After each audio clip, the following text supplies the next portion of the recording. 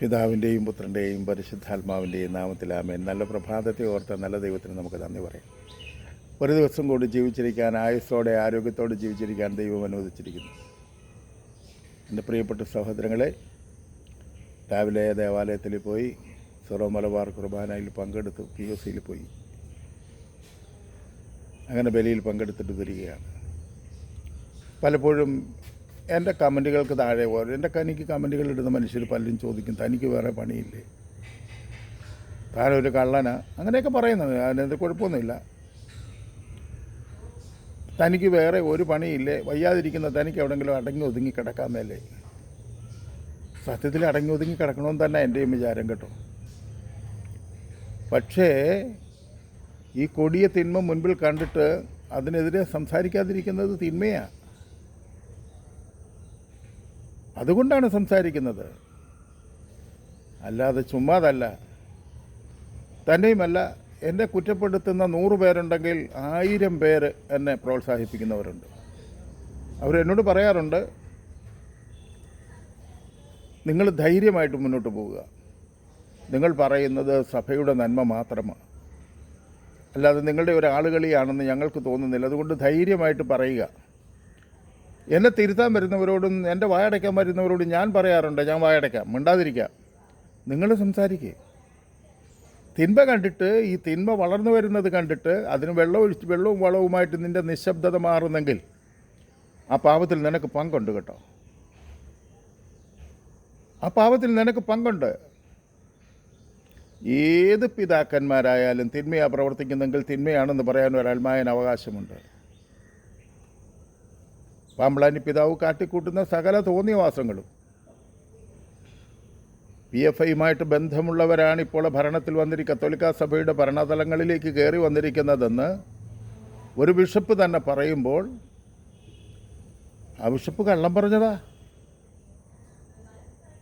പക്ഷേ എനിക്ക് അദ്ദേഹത്തോടൊരു പരാതിയുള്ളത് ഇതാ, തൻ്റെ അധികാരസ്ഥാനത്ത് താൻ ഭരിച്ചുകൊണ്ടിരുന്ന കാലത്ത് ഇദ്ദേഹം ഇത് തുറന്നിരുന്നെങ്കിൽ പണ്ടേ ഇത് കെട്ടടങ്ങിയനെ.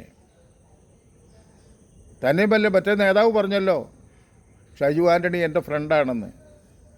ഇതൊക്കെ കാണുകയും കേൾക്കുകയും ചെയ്യുന്ന ഞാനും നിങ്ങളും വെറും പൊട്ടന്മാരാ. ദൈവത്തിൻ്റെ പരിശുദ്ധാത്മാവ് പ്രവർത്തിക്കുന്നെങ്കിൽ നീതിബോധത്തോടെ നിങ്ങൾക്ക് കാര്യങ്ങൾ മനസ്സിലാകും. സാമ്പത്തിക ലാഭത്തിന് വേണ്ടി സഭയെ ഒറ്റിക്കൊടുക്കുന്ന, സഭയുടെ ആരാധനക്രമങ്ങളെ ചവിട്ടി മെതിക്കുന്ന, സാമ്പത്തികമായ ലാഭത്തിനോ അല്ലെങ്കിൽ തനിക്ക് പദവി കിട്ടുമെന്നുള്ള പ്രത്യാശയിലോ വൈദികരെ കൂട്ടി നിർത്തിക്കൊണ്ട് ആ വൈദികർക്ക് ബിഷപ്പ് സ്ഥാനം കിട്ടും, പുതിയ സഭ വരുമ്പോൾ എന്നൊക്കെ പറഞ്ഞ് ഓരോന്നിനെയും പ്രോത്സാഹിപ്പിച്ച് ആവശ്യത്തിന് കാശും കൊടുത്ത് നടക്കുന്ന ഈ തോന്നിയവാസക്കളിയിൽ മിണ്ടാതിരിക്കണമെന്ന്. സഹോദരങ്ങളെ, എത്ര ചവിട്ടിക്കുലിക്കാലും നീ ചവിട്ടുന്ന ഭൂമിയിലേ നിനക്ക് നിൽക്കാനൊക്കത്തുള്ളൂ.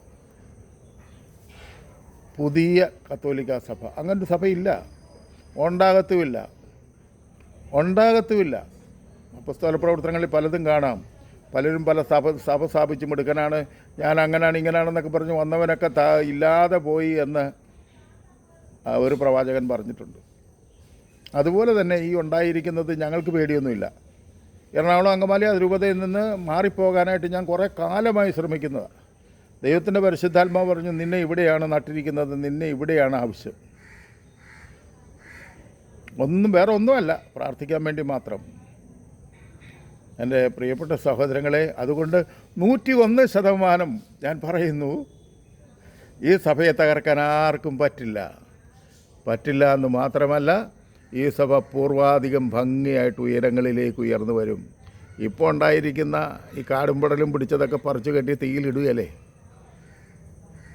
ഇപ്പോൾ ഈ ആശാന്മാർ കളിക്കുന്ന ഞങ്ങളങ്ങനെ ജയിച്ചു എന്ന് പറയുന്ന പാർട്ടികളെല്ലാം നേരെ താഴെ വരത്തില്ലേ? 100% ഉറപ്പായിട്ട് വരും. തന്നെയല്ല, ഇവിടെയുള്ള വിമത വൈദികരെല്ലാം കിഴങ്ങന്മാരാ. പണ്ടൊക്കെ പിതാക്കന്മാർ പറയുന്നിടത്തായിരുന്നു അച്ഛന്മാർ നിൽക്കുന്നത്, ഇപ്പോൾ ഷൈജു ആൻ്റണി പറയുന്നിടത്താണ് നിൽക്കുന്നത്. കാരണം അതാണ് ആ സെറ്റപ്പ്, തിന്മയുടെ സെറ്റപ്പ് അതാണല്ലോ. അതുകൊണ്ട് ഷൈജു ആൻ്റണിയോടും ബഹുമാനപ്പെട്ട വൈദികരോടും പറയുക, ബഹുമാനപ്പെട്ടതല്ല, ഇപ്പോൾ അപമാനപ്പെട്ട വൈദികരോട് ഞാൻ പറയുകയാണ്, നിങ്ങളൊക്കെ പരാജയപ്പെട്ടിരിക്കും. കർത്താവിനെ തോൽപ്പിക്കാൻ നിങ്ങൾക്ക് പറ്റില്ല, കർത്താവിൻ്റെ സഭയെ തകർക്കാൻ നിങ്ങൾക്ക് പറ്റില്ല. നരകവാതിലുകൾ ഉണ്ടാകും, പക്ഷേ പ്രബലപ്പെടുകയില്ല. ഇതിനു മുമ്പുള്ള സഭയുടെ പാരമ്പര്യം ചരിത്രം പഠിക്കുമ്പോഴും അതിൽ ഒത്തിരി പ്രശ്നങ്ങളുണ്ടായിരിക്കുന്നത് കണ്ടിട്ടുണ്ട്. പക്ഷേ അവിടെ എങ്ങും നിന്ന് അവസാനിച്ചില്ല. ദുഷ്ടായിട്ടുള്ളതെല്ലാം ശരീരം പുറത്ത് കളയുന്നത് പോലെ തന്നെ ഒരു സുപ്രഭാതത്തിൽ നിങ്ങൾ പുറത്തു പോകും. അതല്ല എങ്കിൽ ഇവിടെയുള്ള ഓരോ സ്ഥലങ്ങളിലും ഉള്ള ഈ നേതൃത്വത്തെ തകർക്കേണ്ടി വരും. അതുകൊണ്ട് നമുക്ക് പ്രാർത്ഥിക്കാം. ദൈവത്തിൻ്റെ പരിശുദ്ധാത്മാവ് എന്നെ നിങ്ങളെ സഹായിക്കട്ടെ. ആമേൻ.